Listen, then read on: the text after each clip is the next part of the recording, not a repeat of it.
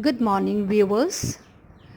Today, in this video, I'm going to discuss a very important topic of English grammar, that is punctuation. And the punctuation mark which I'm going to discuss today is full stop. When to use a full stop. As you all know, dear friends, punctuation forms the backbone of any language. Without proper punctuation marks, it will be difficult to make sense of language, whether in written or spoken form. Commas, semicolons, question marks, and full stops are some of the commonly used punctuation marks.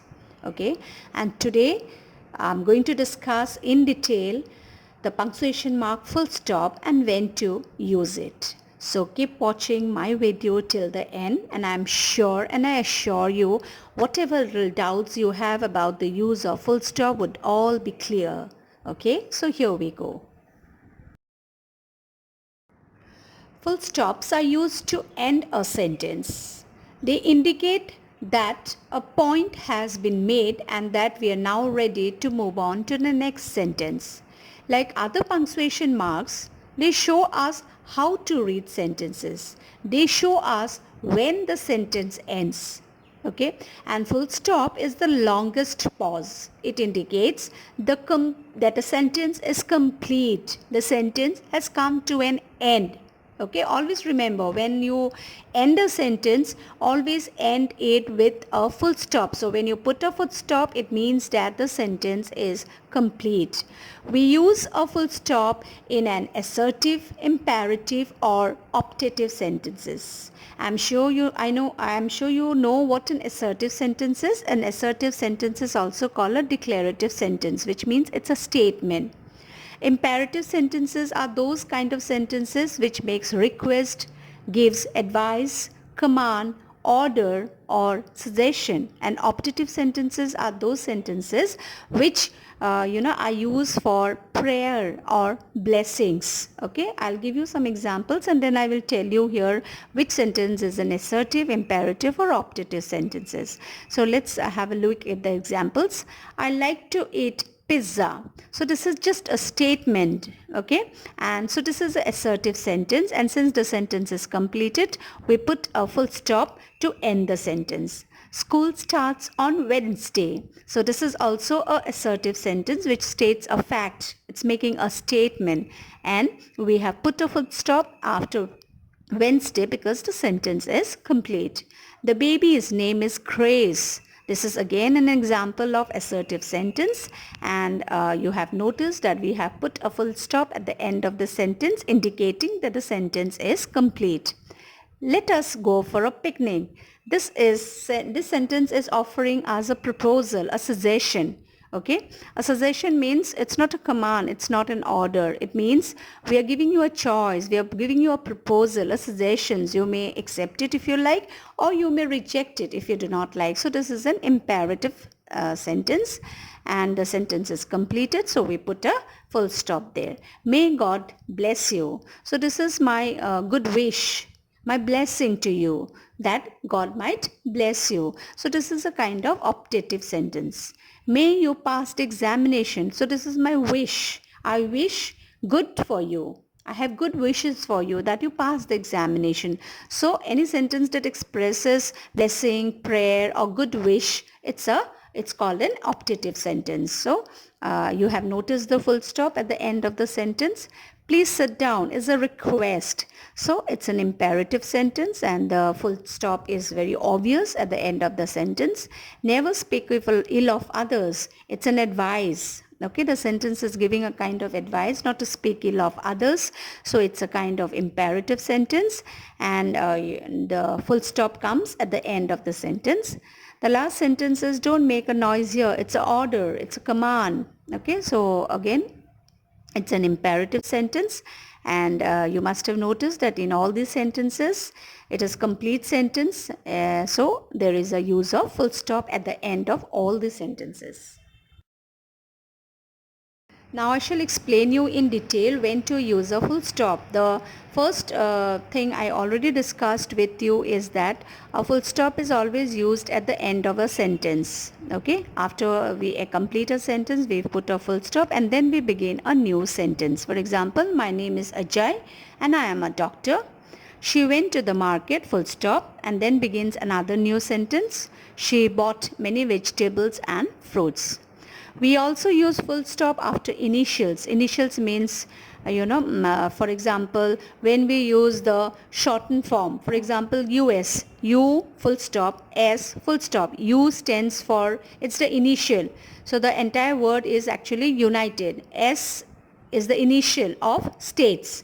So whenever we put a full stop after the initial, it means that we have not written the entire word. We have not written the complete word. Okay. U full stop, K full stop. So we are writing the initials of United, U, Kingdom, K. Okay, so we have put a full stop after each letter. W full stop, B full stop, it's. So it's the name of a poet, English poet.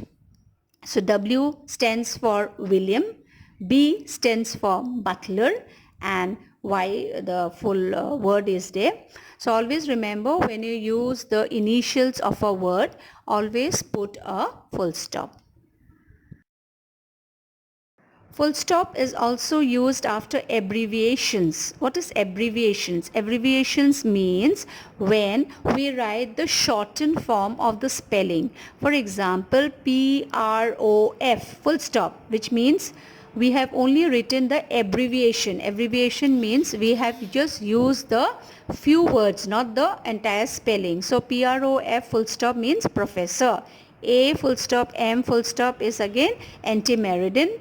P full stop, N full stop means again post meridian, and etc is etc for the shortened form.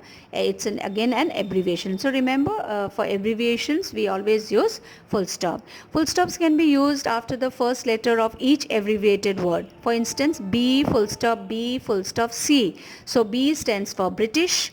Again, the second B stands for broadcasting, C stands for corporation. So since we have written only the initial and not the entire spelling, so after every initial, the initial must be always in capital letter. Please remember, after every initial you put a full stop, which means that you have not written the entire word, you have just written the first letter of each word. It can also be used after a selected group of letters from a word. For instance, ST is street, MR Mr. MRS is Mrs.